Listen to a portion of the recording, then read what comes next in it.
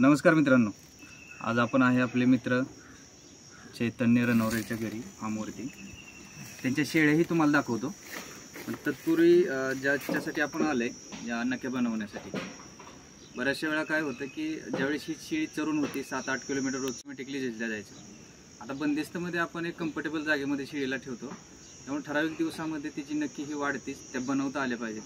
त्या कशा प्रकारे बनवायच्या ते तुम्हाला दाखवतो. या जवळ जरा तर एक साईडची एका पायाची एक साईडची नक्की आपण बनवलेली आहे.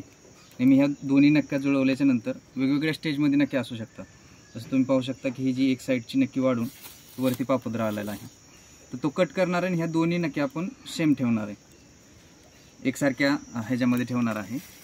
त्यासाठी आपण ही झाडं कट करायची पोपट कैची वापरतो. जवळून दाखवा कसं बनवतो.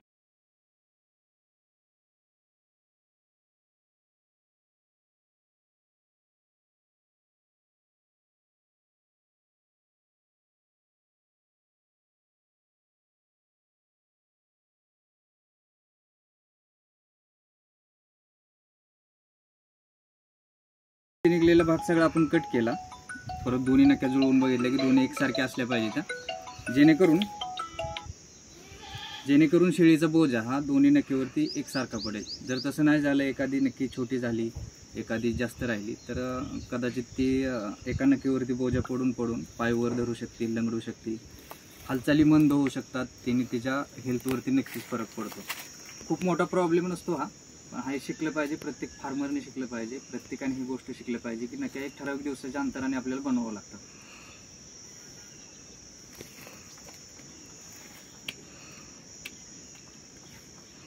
ती नक्की बनवताना आपण हे दोन पायाच्या मध्ये तिचा पाय धरतो, पुढे एक जण पकडायला, आणि या प्रकारे दोन्ही नक्क्या जुळवून धरतो. तर त्यातली आपल्याला ही नक्की आता खूप मोठी वाढलेली दिसते. ही जास्त बनवणार, ही कमी बनवणार आपण.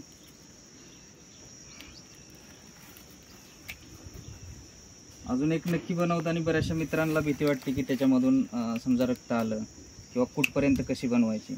तर एक साधं त्याचं टेक्निक सांगतो की जिथून नक्की स्टार्ट होती तिथून साधारणतः 1 ते 1.5 अंतर सोडूनच आपल्याला नक्की बनवायची आहे. किंवा नक्की बनवत असताना जसा पाऊंड आतला मांसल भाग आहे तो नेहमी दाबून बघायचा. जिथं सॉफ्ट भाग लागेल तिथून पुढे बनवायची नाही. नक्की जिथपर्यंत हार्ड असेल तिथंच आपल्याला बनवायचं. जसं पाहू शकता आता इथे एकदम सॉफ्ट लागायला लागेल, तर ह्याच्या आतमध्ये अजून बनवली तर कदाचित रक्त येऊ शकतं, इजा होऊ शकते तिला.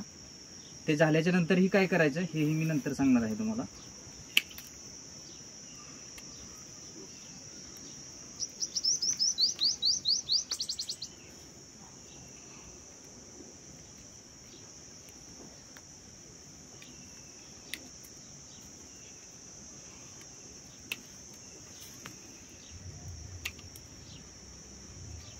याच्यातली छोटी नक्की आणि मोठी नक्की ओळखता आली पाहिजे, आणि त्या साईजनुसार त्या अंतरानुसार आपल्याला नक्क्या बनवायच्यात आहेत. म्हणजे ह्या एका पायाच्या दोन्ही नक्क्या एकसारख्या बनल्या पाहिजे, एकसारख्या उंचीच्या राहिल्या पाहिजेत, एवढेच प्रयत्न करायचे.